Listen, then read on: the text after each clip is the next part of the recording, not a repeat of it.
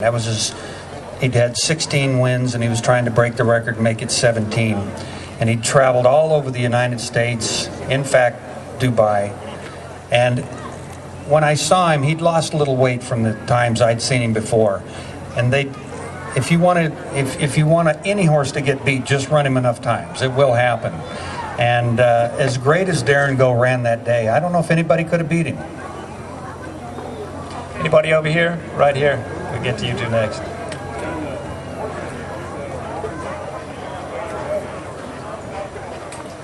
Yeah, the question is about horses' birth dates. In the Southern Hemisphere, it's the 1st of August, and the Northern Hemisphere, 1st of January.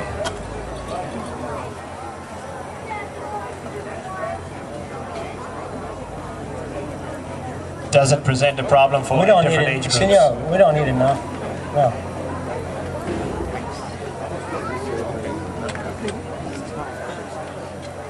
Does it present a problem with the different birth dates? You talking to me? Yep. I'm the trainer. Yeah, he's the trainer. The racetrack doesn't have any problem with it because they don't pay the bills on the horses, but the owners with a young horse from South America are facing a situation of being 3.5 years old when other horses turn 4, or 2.5 when the other horses turn 3. So they're at a little bit of a disadvantage to that point. But then once they become 4 and older, then they're 4.5 years racing against a 5-year-old. So in a small way, it could be a disadvantage at the start and an advantage at the end. Two more that were waiting, right there and then there. Okay. Sure. How do I plan the day before the races? Very much like any other handicapper, really. I'd say on an average 2 to 3 hours of homework, just handicapping the races. Where I've got to do more is that I can't afford to just throw out the long shots. If they're a 30-to-1 shot, they could still go to the lead. So probably a little more detailed than just the private handicapper or the public handicapper who's out there. But there's very little difference in it. I just know who the speed horses are. Very, very dangerous to predict, though, because often the race doesn't set up the way you do it, and basically just get to know it. Again, I can go back to Eddie D.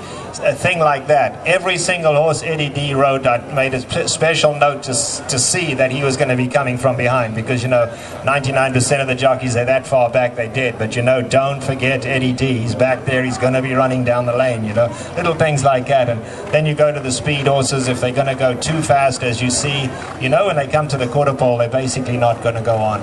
But very generically, I handicap it just about the same as everybody else does. 2-3 hours a day, I would say. We had a lady right there.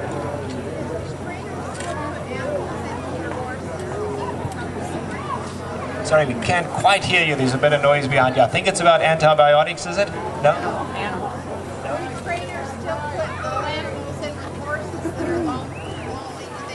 Oh, do they still put horses in, like goats and sheep and that, when the horses have a problem? Sometimes they're back in the barn, there's goats and sheep, and they actually live with the horses. Do they still do that?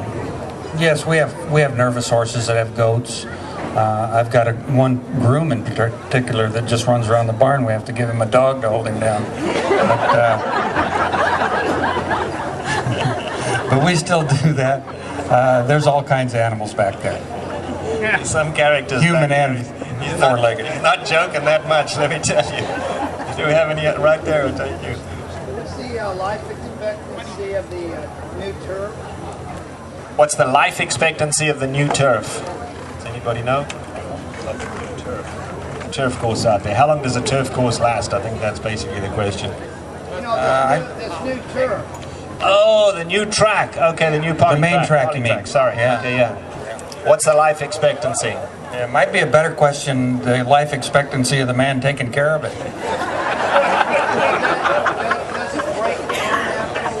We really don't know at this stage. They try to just take it year by year, so I'm not sure how long it's going to. To tell you the truth, I don't think anybody really knows the answer to that. It's going to be when it gets worn, they'll replace it. But good question, because I really don't think they know. Let me do something. It's a mic hog, this guy. Actually, the racetrack Lingfield in England, which you ought to know something about, I think it's raced for 16 years or so, and I'm told they've had to do very little big maintenance on it, so it does last a long time. So.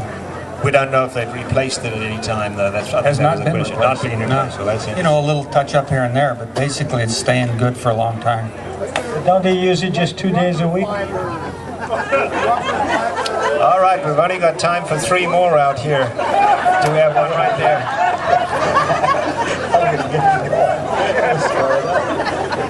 You know, I've had enough of you. You know, when they asked me to do this, I asked them, can I sing? I've always wanted a chance to sing. And Delahoussaye said, do you know Down in the Valley? And I said, well, I'm not real familiar with the words. He said, I meant Carmel Valley.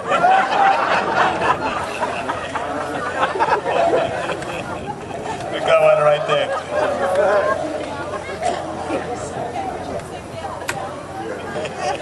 If I knew the words. Give us your best rendition of Where the Turf Meets the Surf, Richard. You can do that. I don't know the words. It's like 3 sentences, and he's been coming here for 38 years, and he hasn't learned those 3 lines. We'll teach him the words next time he promises he'll sing it, all right?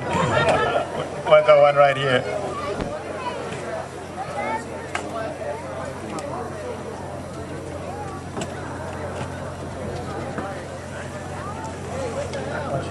We can't quite hear you, sorry. Oh, what do they do to the retired horses? Well, there are a number of things now. Surf is one of them. I don't know if they're here today. They usually are, but I don't see them today. But there's Surf, Tranquility Farm, there's Pegasus. There's a number of groups now that are taking in retired horses. 25 years ago it was unheard of, but there's really a massive movement now. In fact, just the other night there's a new group called Karma.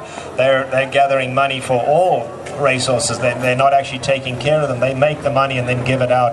And they had a poker tournament the other night, and it was just hugely successful. In fact, I think Richard's daughter-in-law was very much involved with Karma. So there are organizations now that are taking them in, which is a big step forward. Before, who knows what happened to them. And a lot of them did go to the slaughterhouse, but they've reduced that tremendously now. So that's a pretty positive thing that's happened. They said now they're going to send the trainers to the slaughterhouse. It's a little switch. Ex-trainers, slaughterhouse. Horses well taken care of. We've only got time for a couple more. We'll take you right there. Richard, with the new surfaces and dirt, do you plan your itinerary for your horses, your stakes itinerary or your racing itinerary differ to plan for a surface as they do some, as it is evident that Curlin said he will not race in the Breeders' Cup because of the synthetic. Do you train your horse any different because of the track? Personally, I think that guy with Curlin is way, way off base. I mean, the other horses are going to run. You watch, we just said the form's going to work out. You know, in reality, you could run these horses over any surface, and I'm not talking about their well-being. I'm talking about how they run. The form would hold up. You could run them on the beach. You could run them down the freeway. Overall, the form would hold up. So personally, I think Curlin's making a huge mistake not running in the Breeders' Cup. But is there any different way you train them? Yeah, well, just on what you just said there, Mr. Jackson called me yesterday because I trained a few horses for him, and he intends to be at Santa Anita the first week that it's open and take a look. He is considering it. They just don't know for sure what they'll do. They've got a lot to lose if they get him beat. You know, his stature is so high that winning anymore won't really make him any more valuable, but a loss would diminish it greatly. So, but training on the synthetic tracks, I would say it's not a lot different. You maybe take a little less emphasis on speed because it's not as speed favoring as the old dirt racetrack. It was kind of like a conveyor belt, just kind of kept going along and along. If you survived, you kept going. This tends to be a little bit like the turf racing, and that when they turn for home, the best racing begins, and you see more exciting finishes, as far as I'm concerned. So I think maybe just the difference is that you take a little bit of the early speed out of them. One last one. We'll go right here. When I watch PBG, it's really nice to see Gary Stevens on there. Would Eddie Delahoussaye consider doing TV work for horse racing, TVG? If they pay me enough money. Well, we want to thank Darrell Haire. Thank very much for being with us. Eddie Delahoussaye, Richard Mandella, and thank all of you.